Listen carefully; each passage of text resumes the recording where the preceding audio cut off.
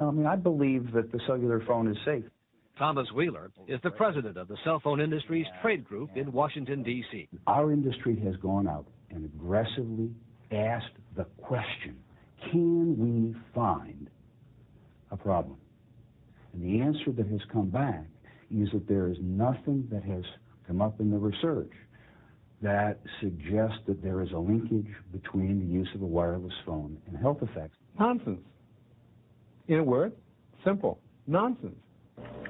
Dr. Louis Slesson is the editor of Microwave News, a widely read and influential trade newsletter, which tracks the cell phone business and frequently criticizes what Slesson says is the industry's attempt to ignore or spin troublesome scientific findings.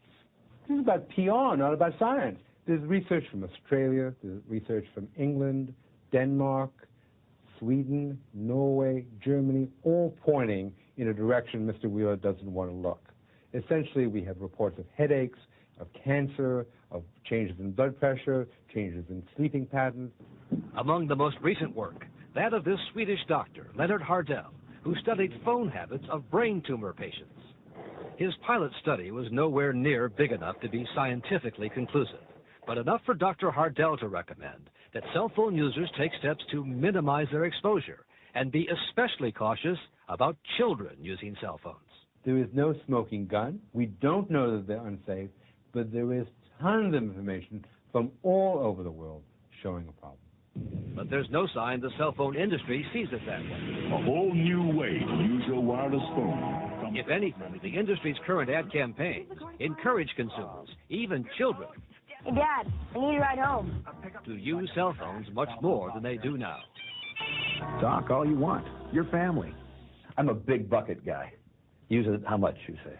I mean, I buy the big bucket of minutes, which is, 1,600 minutes, and then go beyond that. The industry's Thomas Wheeler says there's no reason to cut back cell phone use, and that the focus in studies like Dr. Hardell's should be on the positive findings. Dr. Hardell, in his study, says that he could not find a link between the use of a wireless phone epidemiologically and brain cancer. What he did find was an interesting handedness issue. Interesting. And He says, based on his findings, he would recommend people use cell phones as little as possible. And my question to you is, would you agree with that advice? I think that there is a preponderance of evidence that there is not a linkage between the use of wireless phones and health effects. This is hardly the first time health concerns have been raised about cellular phones. Can you recognize this as being the phone you used? Yes, I do. Is this the phone? Yes. 6 weeks after this videotaped deposition in 1993, Susie Reynard of Tampa, Florida, died of brain cancer. Her husband, David, claiming his wife's cancer was caused by her cell phone. The tumor was exactly in the pattern of the antenna. David Reynard went on to almost single-handedly create a national scare when he filed a lawsuit and went public with his allegations. Well, we're suing the carrier, we're suing the manufacturer. There was great alarm on Wall Street, and even though Reynard's lawsuit was later thrown out by a judge for a lack of reliable scientific evidence, it left the cell phone industry with a huge public relations problem. So what our industry is announcing here today, and led to the announcement of a $25 million industry research program to be run by Dr. George Carlo, a public health consultant, who was labeled then by some as a kind of scientific shill for the cell phone industry. Do you think they thought they had bought you? I hope that they didn't, but I think that they probably did. And now, after 6 years of running the industry's research program, Dr. Carlo has come to a surprising conclusion, forcing him, he says, to break ranks with the industry, to add his voice to those increasingly concerned about the safety of cell phones. We've moved into an area where we now have some direct evidence of possible harm from cellular phones. In a revealing interview of 2020, Dr. Carlo said he felt he had no choice but to blow the whistle on what he says has been going on behind the scenes. The industry had come out right after that program and said there are thousands of studies that prove that wireless phones are safe. And the fact was that there were no studies that were directly relevant. Meaning no studies directly relevant to cell phone exposure. But there are now, including studies Carlo oversaw and that the industry approved and paid for. And this simulates exactly the type of... Clearly suggesting two potential problems, according to Carlo. Genetic damage, based on laboratory tests involving human blood, and an increased risk of a rare type of brain tumor, based on a study of brain tumor patients, although no overall increase in cancer was found.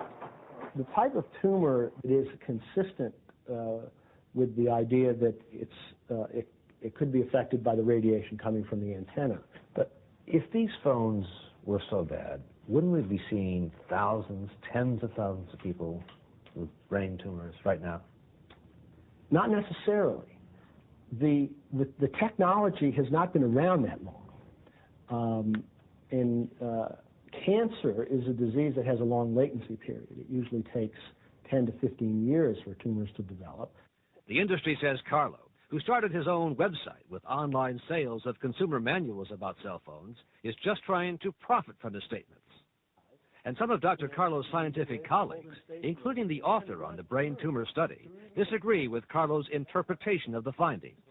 One of them is Dr. Martin Meltz, a scientist at the University of Texas and a paid industry consultant whom the industry said we should talk to. I believe, from my perspective, that the weight of knowledge indicates safety of cell phone use. But Carlo says the new studies, while not proving cell phones are dangerous, do contradict such assurances that cell phones are safe. That's something the industry knows? You showed them these same slides? That's correct. The cell phone industry also sought to downplay Dr. Carlo's stunning defection with this formal statement, saying, quote, "The prevailing scientific consensus is that there is no evidence of risk from the use of wireless phones. No evidence of risk." Is that true? That's wrong. That's wrong. That's wrong. Have you seen this? It's actually quite shocking, knowing what has been conveyed to them. Other scientists we checked with also took sharp exception to the industry's position about no evidence of risk. Dr. Henry Lai in Seattle, studying genetic changes. Dr. Alan Preece in England, who is studying brain function changes, as well as Dr. Hardell in Sweden, studying brain tumors, and Dr. Adey in California, the dean of them all. I think that's a presumptuous statement. I think it's even irresponsible. Even the scientists the industry told us to talk to, Dr. Meltz, reluctantly conceded that there is some evidence that needs follow-up. There is evidence, I have to say that. There is evidence of risk. Whether it is valid evidence of risk or not needs to be further examined. Yeah, big guy, how you doing? The industry says it plans more research but stands by its position, essentially dismissing the significance of what the man who ran its science program for the last 6 years has to say. Aren't you concerned when you hear those possible health effects? Brain tumors, genetic damage. I have to look at what the responsible scientists say. They're alarmed by this. And they say that there is not a public health effect. Who says that? And they say... Who actually says that? This is what the FDA has said. Not exactly. When we checked the website of the FDA, the Food and Drug Administration, we found a much more qualified position on cell phones. The FDA says while the available science does not demonstrate harm from cell phones, nor does it lead to the conclusion that they are absolutely safe. And I have to say to people, look, I don't know. There are no answers to what you want to know yet. So no one can reasonably say these phones are proven safe? Not at all. Not at all. The FDA now advises anyone with concerns to cut back on cell phone use or take other steps to avoid exposure. It could be like the early days of cigarette smoking. You know, we just don't know at this stage. And since there's quite a big question mark over it, one might as well